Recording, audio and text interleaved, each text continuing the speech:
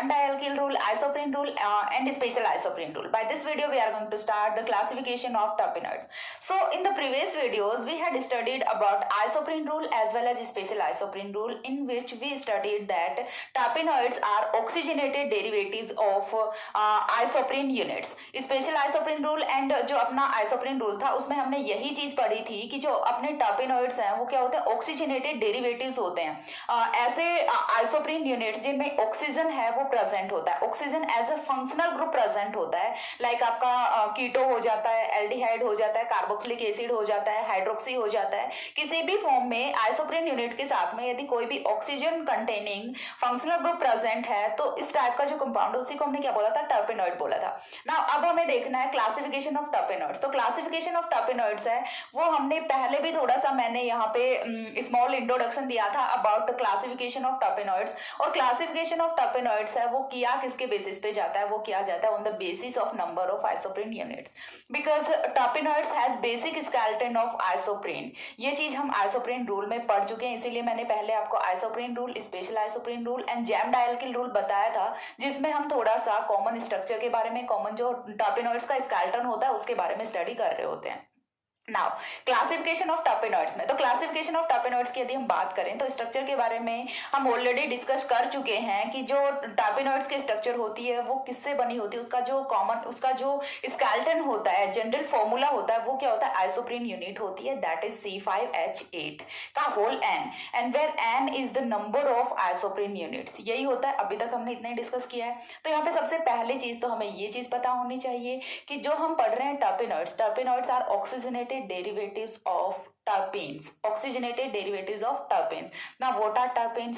So everything which contains C5H8 formula is said to be terpene. ये सारी चीजें हम ऑलरेडी डिस्कस कर चुके हैं, ठीक है, प्रीवियस वीडियोस में, या आप वहां से जाके देख सकते हैं। तो क्लासिफिकेशन ऑफ टर्पेनॉइड्स की यदि हम बात करें तो यहाँ पे मोस्ट ऑफ द टर्पेनॉइड्स होते हैं, उनका जनरल फॉर्मूला है वो क्या होता है, C5H8N होता है, ठीक है। सबसे पहली चीज तो देखो, मैं आपको टर्पेन और टर्पेनॉइड दोनों में यहाँ पे डिफरेंस है वो क्लियर कर दूं। टर्पेन्स है वो C5H8 का होल N होते हैं, और टर्पेनॉइड्स हैं वो इनके ऑक्सीजनेटेड डेरिवेटिव्स होते हैं। तो जब भी हम बात कर रहे होते हैं टर्पेन्स की ही कर रहे होते हैं, देन हम स्पेसिफिकली बात कर रहे होते हैं, एग्जांपल्स है वो हम किसके देख रहे होते हैं, टर्पेनॉइड्स के देख रहे होते हैं। लेकिन जब भी हम क्लासिफिकेशन वगैरह की बात कर रहे होते हैं तो टर्पेन्स की बात कर रहे होते हैं, क्योंकि हमने एक क्राइटेरिया रखा है C5H8N का। अब ऑक्सीजनेटेड डेरिवेटिव में अल्कोहल भी हो सकता है, कीटोनिक भी हो सकता है, एल्डिहाइड भी हो सकता है, कार्बोक्सिलिक भी हो सकता है, कोई भी फंक्शनल ग्रुप हो सकता है। तो उसके लिए हम कोई टर्पेनॉइड के लिए कोई हम यहाँ पे जनरल फॉर्मूला नहीं रख सकते, बट टर्पीन के लिए रख सकते हैं। टर्पीन है उसके लिए क्या हो सकता है, C5H8 होता है, ठीक है। तो पहले हम टर्पेनॉइड की स्टडी है वो करते हैं in the terms of terpene, ठीक है। तो सबसे पहली चीज, मोस्ट ऑफ द टर्पेन्स, सबसे फर्स्ट पॉइंट है क्लासिफिकेशन में वो क्या होने वाला है यहाँ से, most of the terpenes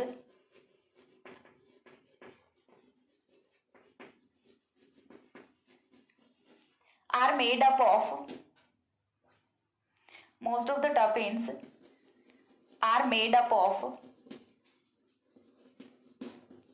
C5H8N, C5H8N, और most of the terpenes have general formula C5H8N, ठीक है। Most of the terpenes have general formula C5H8N। आप अपने लैंग्वेज में कैसे भी लिख सकते हैं, जरूरी नहीं है कि जैसा यहाँ पे मैं छाप रही हूँ आप भी एज इट इज ही छापें, ठीक है, ऐसा कोई जरूरी नहीं है। आप अपनी लैंग्वेज में बना के लिखें, आपको कॉन्सेप्ट वो क्लियर होना चाहिए, सिर्फ आपको यहाँ से कॉन्सेप्ट बिल्ड करने हैं, बाकी आप अपनी लैंग्वेज में कैसे भी इन्हें एक्सप्लेन करो, ठीक है। Are made up of C5H8N where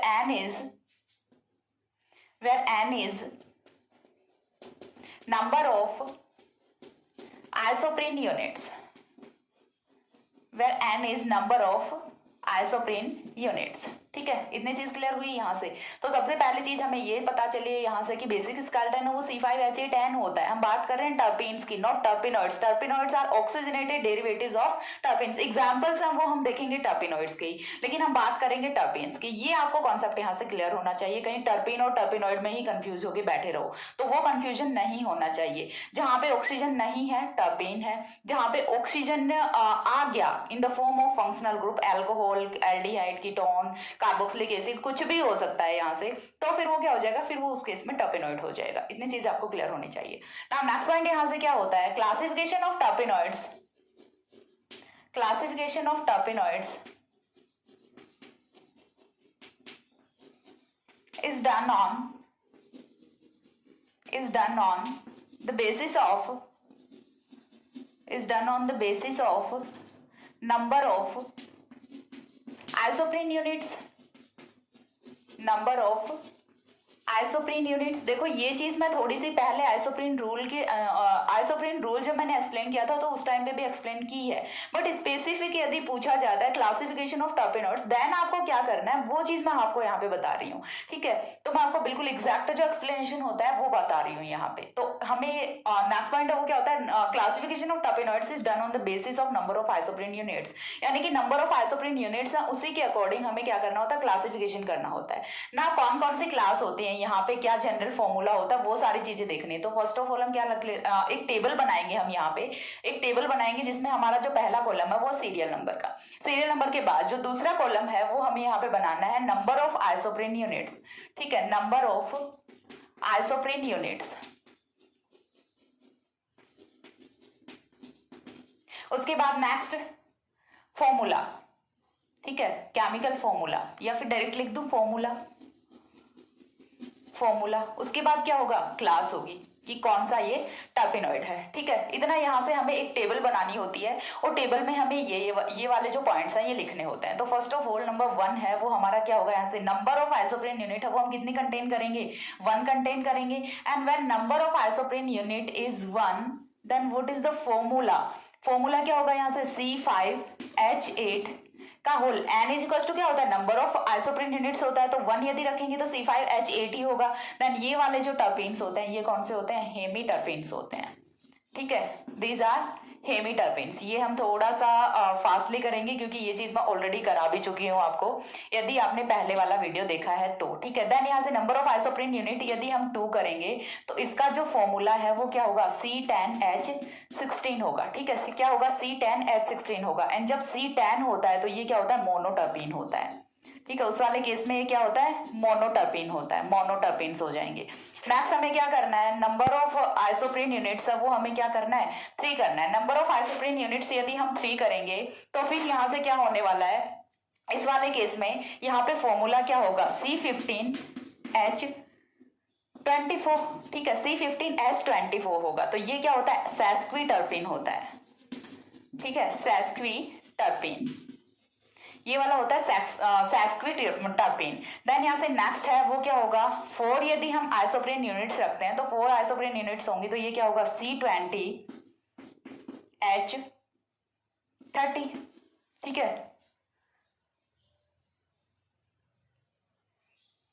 32 sorry, ठीक है, 8 4 जा 32, तो यहाँ से C20H32 हो जाएगा। अब C20H32 है तो जब देखो मैंने आपको बताया था 10 है तो मोनो, ठीक है, 20 है तो यहाँ से क्या होगा, अब ये कौन सा होगा, अब ये डाइटर्पिन होगा। 30 हो जाएगा तो ट्राइटर्पिन, 40 हो जाएगा तो टेट्राटर्पिन। तो नाम ये कौन सा है, यहाँ से डाइटर्पिन है, डाइटर्पिन है।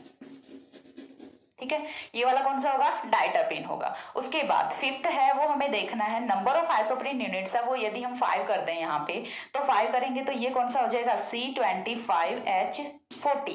ठीक है, C25H40। ना ये कौन सा है, ये यहाँ से ट्राइटर्पिन नहीं होगा, ये कौन सा होगा, सेस्टरटर्पिन होगा।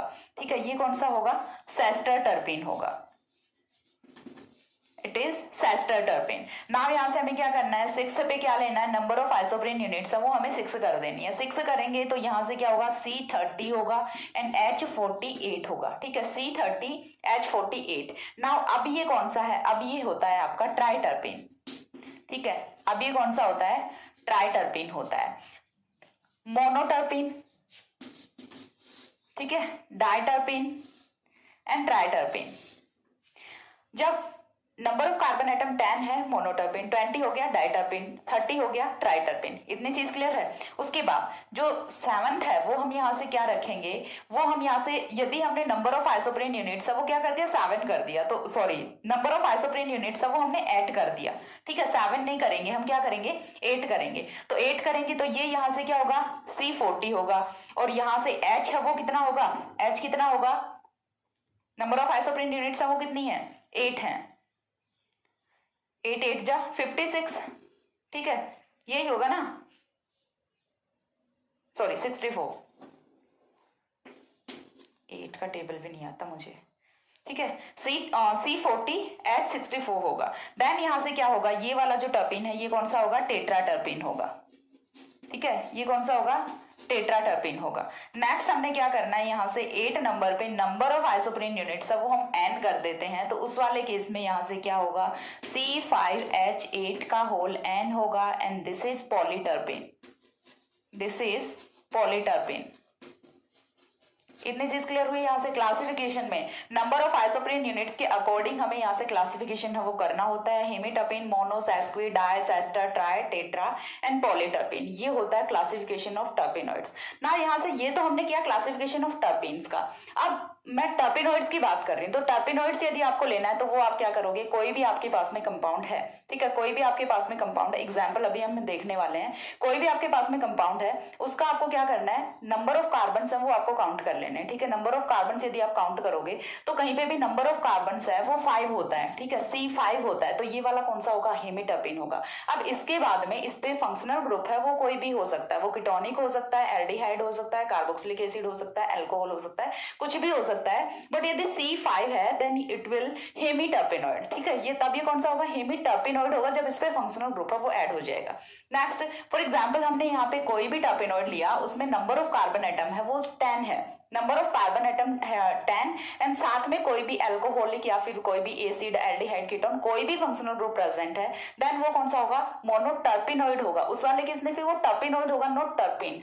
टर्पिन कब तक है, जब यहाँ पे ओनली हाइड्रोकार्बन है, जैसे यहाँ पे फंक्शनल ग्रुप आएगा it will convert into terpenoid. Okay, इतनी चीज क्लियर है, इतना एक बार स्क्रीनशॉट लो। देन मैं यहाँ से बताती हूँ कि ये जो क्लास है, ये जो क्लास हमने डिवाइड की हैं, ये फर्दर सब क्लास में भी डिवाइड होती हैं on the basis of number of rings present in the terpenoids, कि कितनी रिंग्स प्रेजेंट है उनके बेसिस पे सब क्लास में भी इनको डिवाइड किया गया फर्दर। और वो कौन सी होती हैं, एक तो हो जाएंगे एसाइक्लिक टर्पिनॉइड्स, दूसरे कौन से हो जाएंगे, मोनोसाइक्लिक हो जाएंगे, डाईसाइक्लिक हो जाएंगे, ट्राईसाइक्लिक हो जाएंगे, टेट्रासाइक्लिक हो जाएंगे।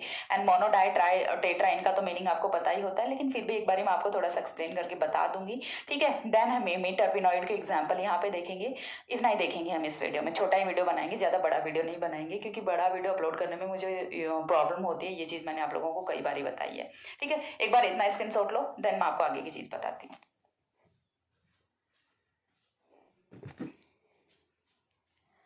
हो गया। इसके बाद देखिए नेक्स्ट है, आई थिंक इतना क्लियर हुआ होगा, इसमें कोई बहुत ज़्यादा टफ नहीं था। टर्पिनॉइड से वो स्टार्ट करना थोड़ा सा मुश्किल था, बाकी अब यहाँ से आगे जो चीज़ें हैं वो काफ़ी आसान होने वाली हैं। आपको सिर्फ C5H8 का ध्यान रखना है, इस पे N लगाते जाना है, और N है वो आपको ध्यान रखना है। सबसे पहले आपको isoprene rule, special isoprene rule and gem dialkyl rule है वो पढ़ के आने हैं, उसके बाद ही क्लासिफिकेशन पे या फिर टर्पिनॉइड की कोई अदर टॉपिक पे आपको मूव करना है। तो इनिशियली आपको वो 2 वीडियोस हैं वो देख के आनी चाहिए, 2 हैं या 3 हैं, मैंने तो 2 ही बनाए थे शायद, फिर वो 3 अपने आप बन गए थे क्योंकि एक वीडियो पूरा अपलोड हुआ नहीं था, ठीक है। देखिए यहाँ से नेक्स्ट है वो हमें क्या करना है, मैंने आपको बताया कि each class of terpenes further have been divided into sub classes on the basis of number of rings present in the terpenes, ठीक है। तो यहाँ से नेक्स्ट पॉइंट है वो क्या होगा, each class of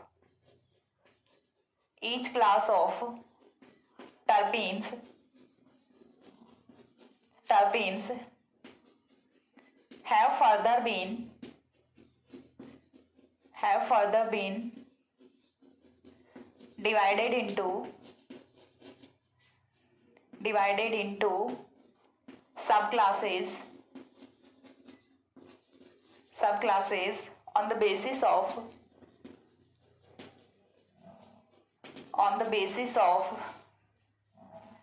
rings, on the basis of number of rings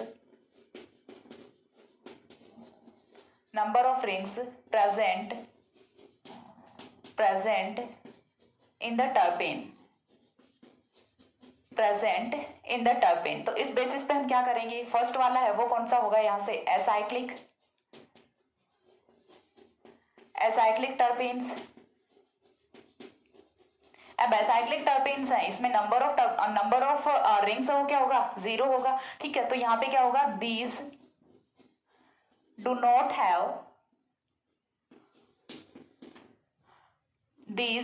not have any ring,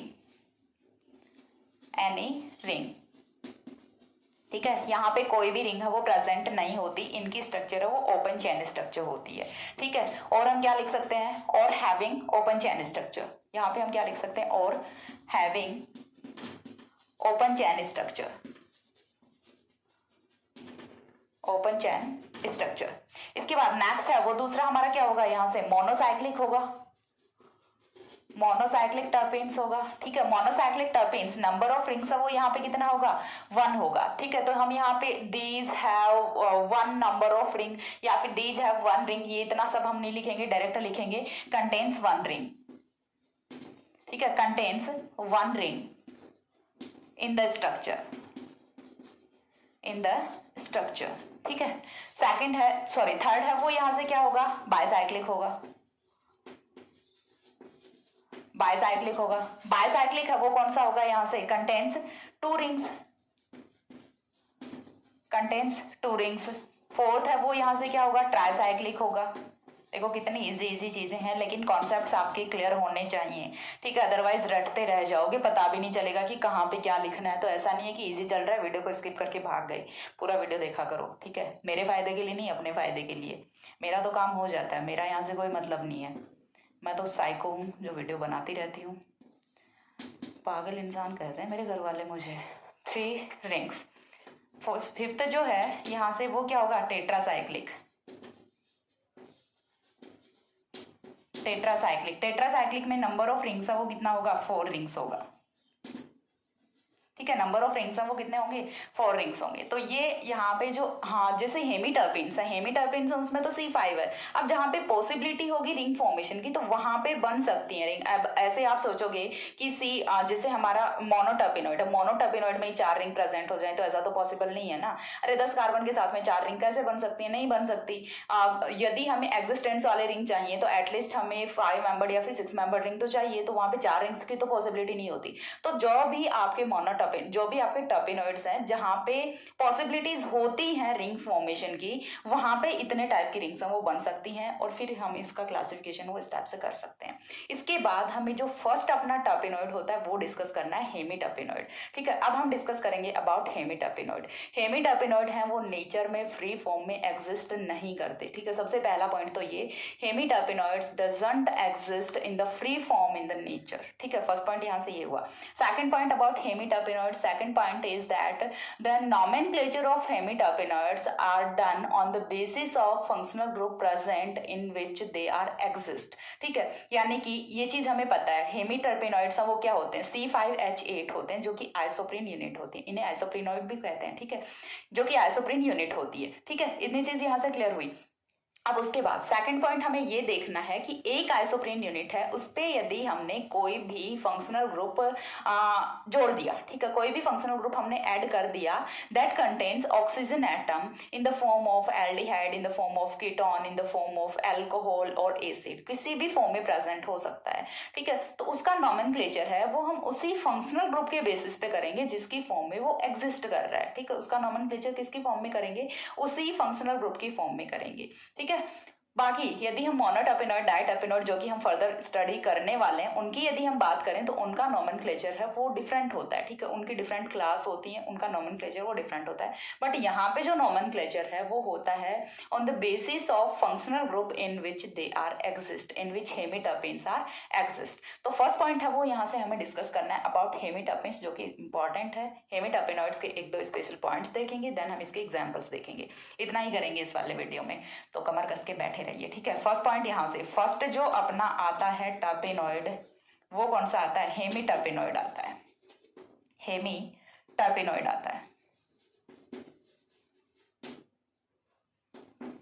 हेमीटर्पेनॉइड्स, ठीक है। फर्स्ट यहाँ से हमें कौन सा पढ़ना है, हेमीटर्पेनॉइड्स पढ़ना है। अच्छे से बॉक्स में बंद कर लो, इंपॉर्टेंट चीज स्टार्ट हो चुकी है। इसका मतलब ये नहीं अभी तक जो पढ़ा था वो सब वेस्ट था, नहीं, जब वो पढ़ के आओगे तभी ये इंपॉर्टेंट है, उसके बिना फिर इसका भी कोई एग्जिस्टेंस नहीं है, नहीं कर पाओगे, ठीक है। तो सबसे फर्स्ट पॉइंट इन द हेमीटर्पेनॉइड्स वो क्या होगा,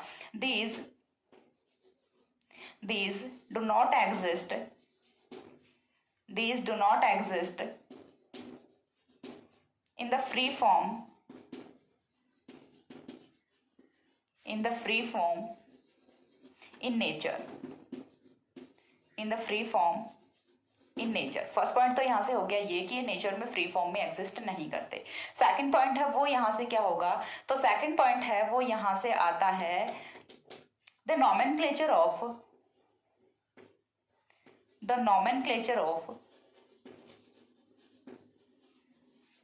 these compounds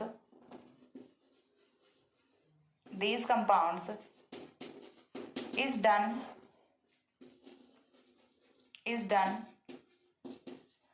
on the basis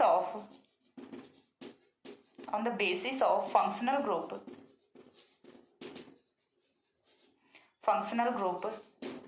in which form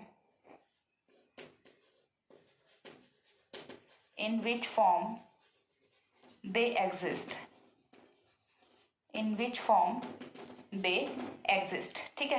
तो इनका नॉमेनक्लेचर है वो हमें किसके बेसिस पे करना होता है, वो हमें करना होता है on the basis of functional group in which form they exist. अब इसके बाद हेमिटर्पेनॉइड्स हैं, इनका फॉर्मूला है उसमें नंबर ऑफ कार्बन्स हैं वो कितने होंगे, C5 होंगे। तो hemiterpenoids are also said to be C5 terpenoids. इतनी चीज क्लियर हो गई। अब यहाँ से हमें देखने एग्जाम्पल्स, तो एग्जाम्पल्स है वो मैं यहीं पे लिख रही हूँ क्योंकि एक और स्क्रीनशॉट है वो नहीं लेने दूंगी मैं आपको, यहीं पे एग्जाम्पल्स हैं उनको भी हम खत्म करते हैं। एग्जाम्पल्स में सबसे पहला है वो हमने एग्जाम्पल रखा है something like that,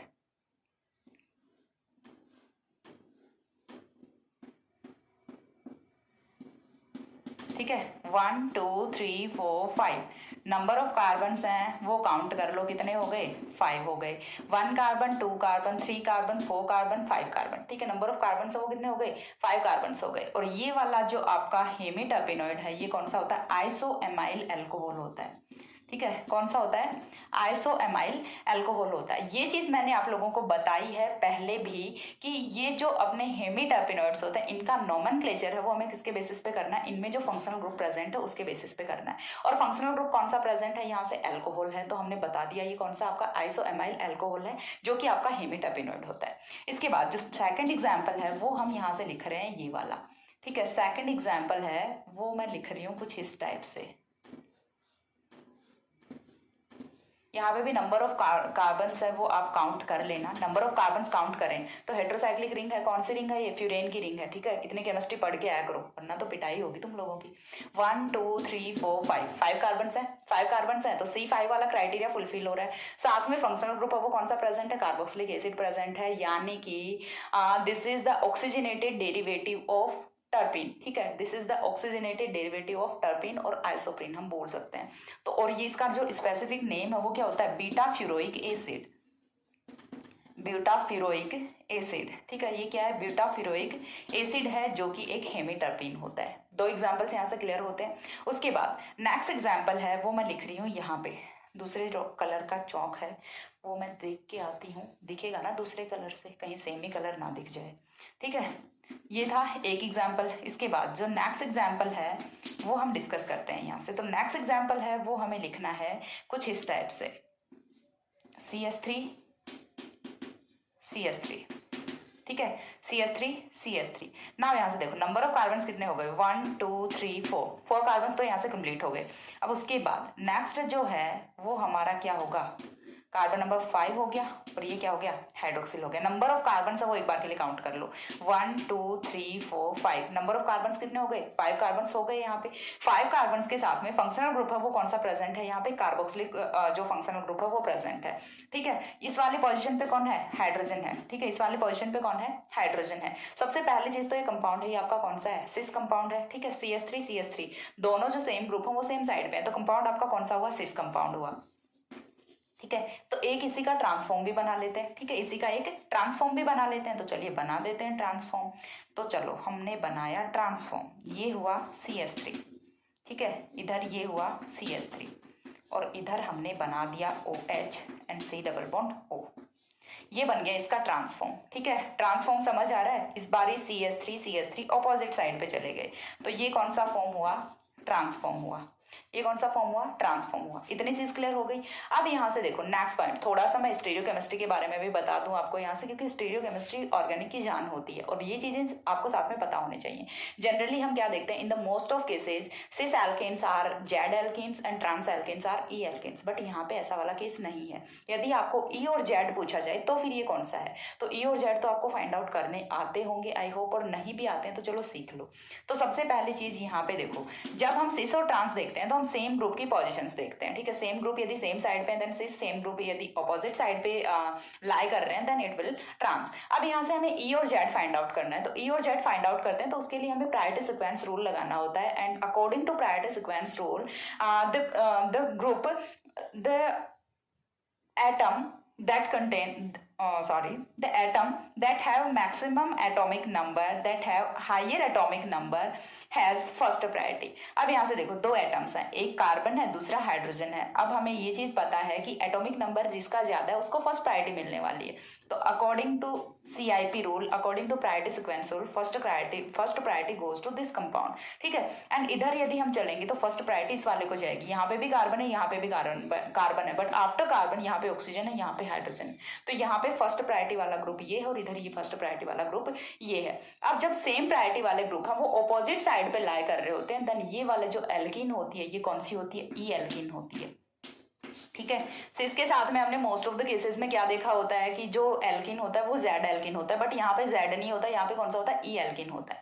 and in the same case यहाँ से देखो फर्स्ट प्रायोरिटी कौन से को होगी, इस वाले को होगी। एंड इधर यदि हम चलते हैं तो फर्स्ट प्रायोरिटी कौन से को होगी, इस वाले को होगी। तो फर्स्ट प्रायोरिटी वाले जो दोनों ग्रुप्स हैं वो सेम साइड पे लाई कर रहे हैं, that means the kind of alkene is Z alkene. तो ये चीज क्लियर हुई कि जरूरी नहीं है कि ऑलवेज सिस है वो जेड ही होगा और जो ट्रांस है वो ई ही होगा, ऐसा जरूरी नहीं होता। कभी कभी चीजें हैं वो ऑपोजिट भी हो जाती हैं, ठीक है। तो यहाँ से ये चीज आपको क्लियर होनी चाहिए। कॉन्सेप्ट अच्छे से दिख रहा है, कहीं मिक्सअप तो नहीं हो रहा है, एक बार मैं देख लेती हूँ पीछे से। हाँ सही से दिख रहा है, ठीक है, सही से दिख रहा है। अब देखो नेक्स्ट पॉइंट है वो हमें क्या देखना है, हाँ ये आपका सिस हो गया, ये आपका ट्रांस हो गया। अब देखो यहाँ से ये वाला कौन सा था, आइसोएमाइल अल्कोहल था, ठीक है। यहाँ पे फंक्शनल ग्रुप कौन सा था, अल्कोहल था। ये ब्यूटाफिरोइक एसिड था। यहाँ पे फंक्शनल ग्रुप कौन सा था, कार्बोक्सिलिक एसिड था, ठीक है। उसके बाद देखिए चलिए इस पे मूव करते हैं। ये वाला जो है ये ट्रांस है आपका, और ट्रांस है, फंक्शनल ग्रुप कौन सा है, कार्बोक्सिलिक एसिड है। तो ये तो चीज पता चल गई कि ये होगा कौन सा, एसिड होगा। तो ये कौन सा होता है, एंजेलिक एसिड होता है, ठीक है। ये कौन सा होता है, एंजेलिक एसिड होता है। और इसी का जो दूसरा फॉर्म है वो कौन सा होता है, ये वाला होता है जो कि टिग्लिक एसिड होता है। इसका नाम मैं कहाँ पे लिखूं, लेकिन